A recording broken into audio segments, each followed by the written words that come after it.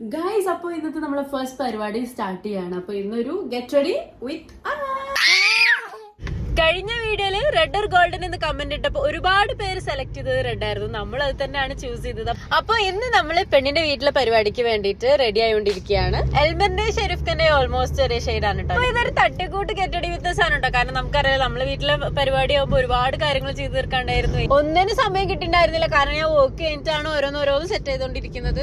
ആദ്യം ഷെരീഫ് ഖാൻ ഒരുക്കിയിട്ടാണ് പിന്നെ കല്യാണ ചെക്കനെ ഒരുക്കാൻ വേണ്ടി പോകുന്നത്. ഇക്കാനാണ് ഒരുപാട് പേര് വെയിറ്റ് ചെയ്യുന്നുണ്ടെന്ന് പറഞ്ഞിട്ടാണ് ആദ്യം തന്നെ പിടിച്ചിരുത്തി മേക്കപ്പ് ചെയ്യിപ്പിക്കുന്നത്. കല്യാണ ചക്കന് പോലും നമ്മള് മേക്കപ്പ് സ്റ്റാർട്ട് ചെയ്തിട്ടില്ല. കല്യാണ വീട്ടിലേക്ക് പോകുന്ന വഴിക്കാണ് പണ്ടത്തെ എക്സിന്റെ വീട് ഇവിടെ എവിടെയോ ആണെന്നൊക്കെ പറഞ്ഞ് തള്ളി മറിച്ചത്. ആ ഒരുങ്ങല് കണ്ടപ്പോഴേ എനിക്കൊരു ചെറിയ സംശയമില്ലാതില്ല.